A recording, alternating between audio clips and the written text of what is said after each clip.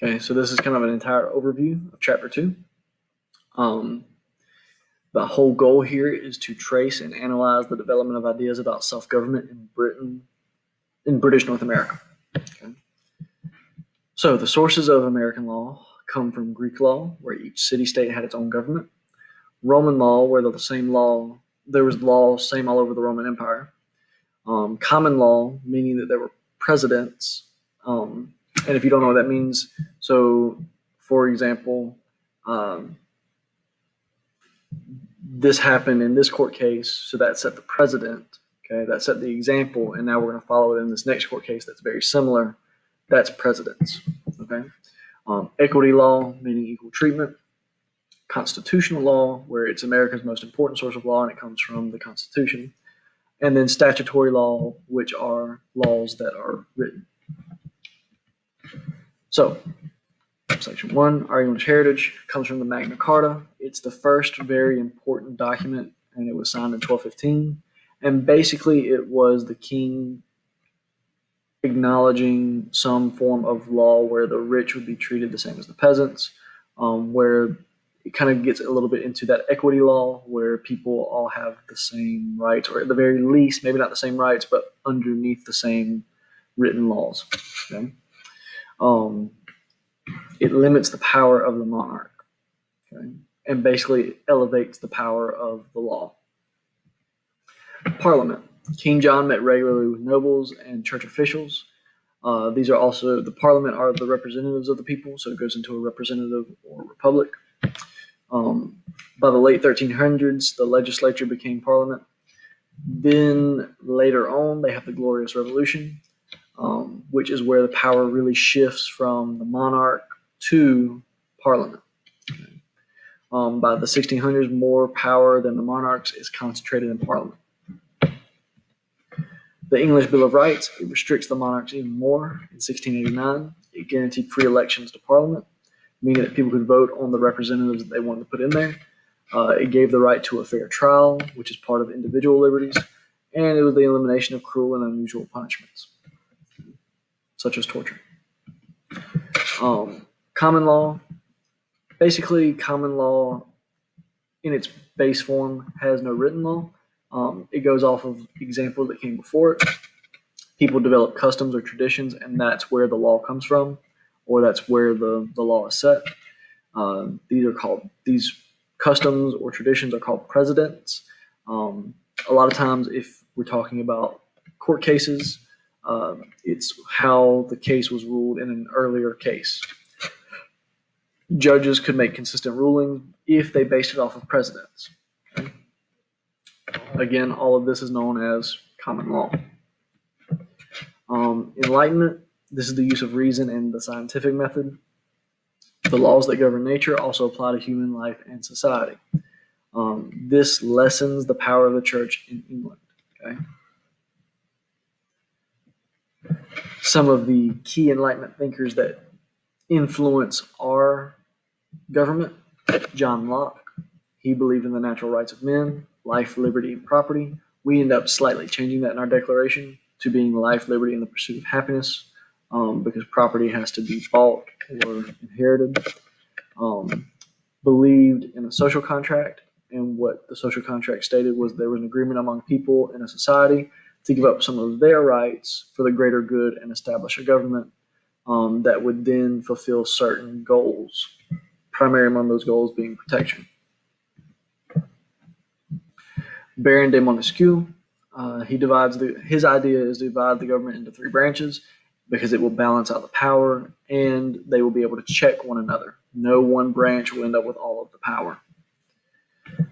In colonial America, there's three types of colonies. There's the joint stock companies that we talked about before, like the Virginia Company. There are the royal colonies where the king appoints a governor. And then there are the proprietary colonies where the governor a lot of times is the person who established it or was given that land from the king. Okay. A charter is written permission to set up a colony. Again, a lot of times the charter was written from the king either to one of these joint stock companies or to an individual, and that's how they established a colony. A compact was an agreement or contract among a group of people. such as the Mayflower Compact, for them setting up their own form of government before they got off the Mayflower. Colonial traditions of self-government. You have the colonies ruled by common law. In 1619, you have Virginia's House of Burgesses, which is set up. Doesn't really have a lot of power, but it's the beginning of the first representative democracy in the colonies. You have the Mayflower Compact, which sets up the first direct democracy, and this leads to town meetings. The Fundamental Orders of Connecticut was the first constitution by Pilgrims who left Massachusetts. It doesn't have any mention of the king. It deals almost strictly with the Pilgrims' way of life and their government. The New England colonies. In 1630, you have Massachusetts, Boston, Massachusetts gets set up. Rhode Island, Connecticut, New Hampshire. These are mostly towns or small farms. A lot of them get into industry like milling grain, sewing clothes, building furniture, shipbuilding. It becomes a really, really big, important industry. Mainly because a lot of people are involved with fishing and whaling. The Puritan religion is based on a lot of discipline, hard work, and modest living, basically living below your means. And a lot of this becomes known as the Puritan work ethic. The middle colonies are New York, which originated as New Netherland or New Amsterdam. It gets renamed when the British get it, and it's named after the Duke of York. New Jersey, Pennsylvania, established by the Quakers, so they can have freedom of religion, and Delaware. The middle colonies, farmers grow larger amounts of wheat and other cash crops. The foreign trade spurred a lot of the growth of ports. The sawmills, mines, and ironworks are really their form of industry. And then immigrants from Germany, Holland, Sweden, and other European countries can be found in the middle colonies. The southern colonies are Virginia, Maryland, North Carolina, South Carolina, and Georgia. And if you remember, Georgia is established as a debtors' colony. These are the people who were in debt in England, who were in prisons. And in order to get them out of the prisons, they were sent to work in Georgia. They were actually given a choice. They could stay in debtors' prison or they could go to Georgia. Southern colonies, warm climate leads to longer growing season. This is where a lot of your large-scale agriculture comes into place, which is why you have a bunch of big plantations in the South. Tobacco is really big in Virginia and North Carolina. Rice is much bigger in South Carolina and Georgia, and it's grown in the Tidewater region, basically where the land gets really flat and it's easy to flood because rice needs standing water to grow. The rivers are used for transportation. The region did not develop much industry. People of the colonies, there are religious dissenters, meaning people who were unhappy with the main religion. For example, Puritans want to purify the Anglican Church, so instead of staying in England, they leave it and come to the colonies. The Quakers want to have a haven for their religion, so they come to Pennsylvania. The Pilgrims or the Separatists want to be, again, separate from the Church of England, so they come to Massachusetts. Catholics established Maryland for the same reason. They were persecuted in England, wanted to have their own colony, wanted to have religious freedom, so they came and established Maryland. Thomas Hooker establishes Connecticut because he disagrees with the Puritans in Massachusetts, and then Roger Williams founds Rhode Island for the same reason, disagrees with the Puritans in Massachusetts, where they think that the church and state should be together, and Roger Williams thinks that they should be separate. Okay? Rhode Island is also the first colony to have true religious freedom. They welcome anybody of any faith. So, some reasons for coming to the New World. Top one, religious reasons. Number two are economic reasons. Okay, people could come and get their 50 acres of land. If you remember what we talked about with the head right, a lot of people came over as long as they paid their own passage. They automatically got 50 acres of land. Once you have your 50 acres of land, you can now plant tobacco and other cash crops where you could turn a profit. If you were further south, the Carolinas and Georgia, you could do rice or indigo crops. If you could not pay your way cross, then you became what was known as an indentured servant. You served 5 to 7 years, and at the end of those 5 to 7 years, then you would get your 50 acres. But you had to serve those 5 or 7 years in order to pay off your passage from Europe to the colonies. So another reason was because England was becoming crowded. It was hard to get land, and it was hard to earn a living there, whereas the colonies had plenty of land, plenty of opportunity, and you could earn a living here. Some conflicts over land. The settlers versus the Native Americans, because Native Americans were here already. They saw it as their land, which it was. The settlers came in, and they saw it as their land because they had been promised 50 acres of land. So Pennsylvania is one of the only colonies that really peacefully settles these disputes. The Quakers actually pay the Indians for land, which seems fair because, it's their land, paying for it. Virginia relations with Indians lead to Bacon's Rebellion. Virginia sees it much more. Virginia sees it in a different way. Again, going back to they were promised this land, so they see it as England's and it's theirs because England has promised it to them. And if you remember when we talked about Bacon's Rebellion, they asked England for help with this, and England said no. So then Bacon's Rebellion is upset with England because they felt like England should protect them after giving them the land. The beginnings of slavery. The southern colonies developed large plots of land called plantations. They limited indentured servants and immigration, and this led to a shortage of workers. And then they figured out they could buy slaves, and that could be an easy way to work the land, because if you think about an indentured servant, after 5 or 7 years, you've got to get a new one and train them. If they bought a slave, they did not. So the first slaves came over in the Triangle Passage. If you remember that triangle we're talking about between Europe, Africa, and the New World. And again, the deadliest part of that travel was the Middle Passage, going from Africa to the New World because of the unsanitary conditions on the boats that they put the slaves in. And American identity, there was, again, a religion. For the most part, everybody practiced Christianity, and they all believed in some form of religious freedom. There was toleration, again, because they had been persecuted in England. They all believed in some form of toleration. Specifically in Rhode Island, they believed in separation of church and state. If you went to Massachusetts, they believed in close ties between the church and state. The Great Awakening in the early 1700s by Jonathan Edwards, who gives his sermon, Sinners in the Hands of an Angry God, helped renew a lot of faith, helped give a revival.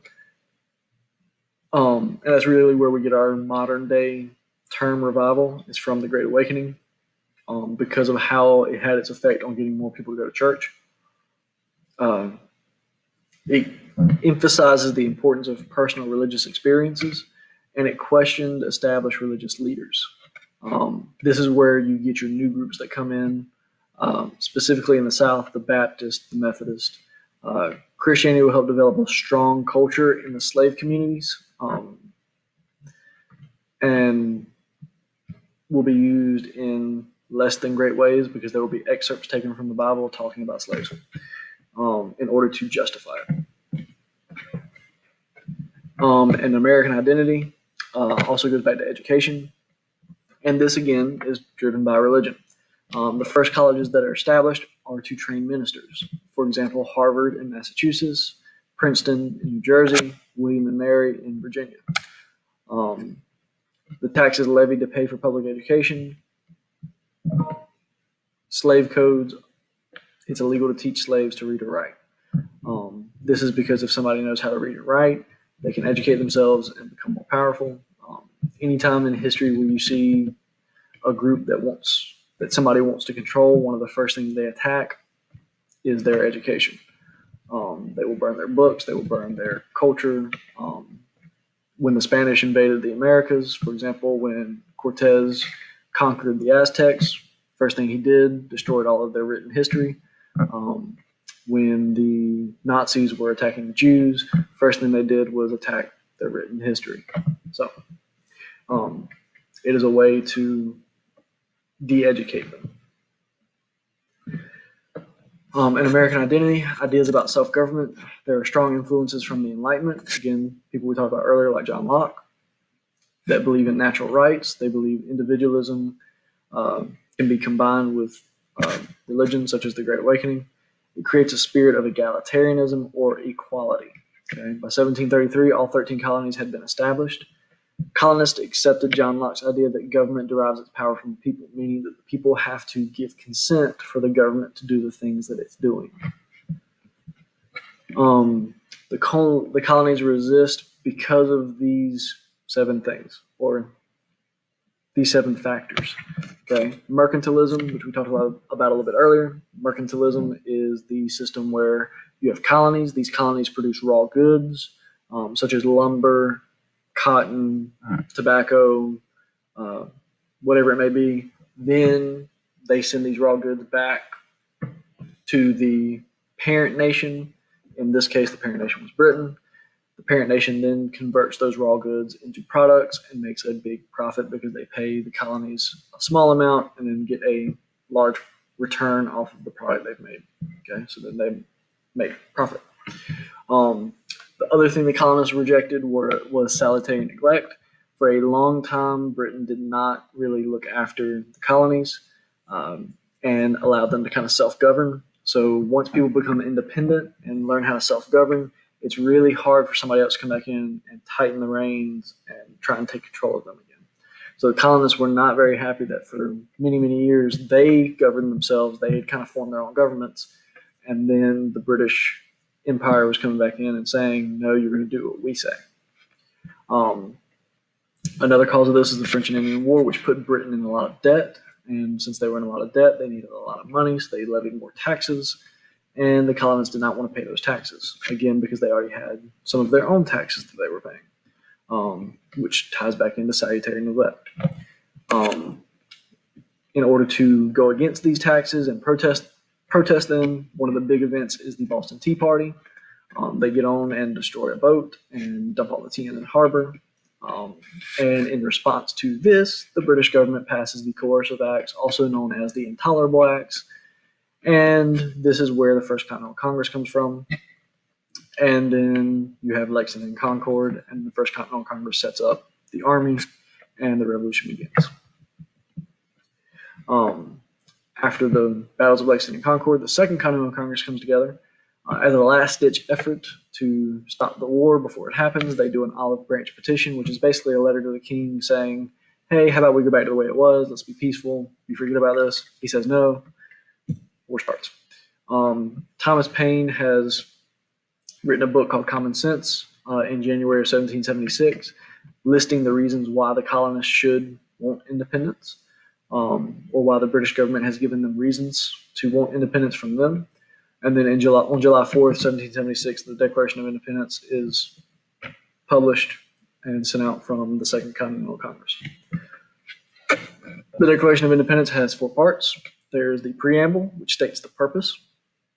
There are the natural rights, which list the rights of the citizens. There are the grievances or complaints against the king. And then there's the resolution of independence, basically saying that we are declaring our independence. Okay? It's on page 60 of your textbook.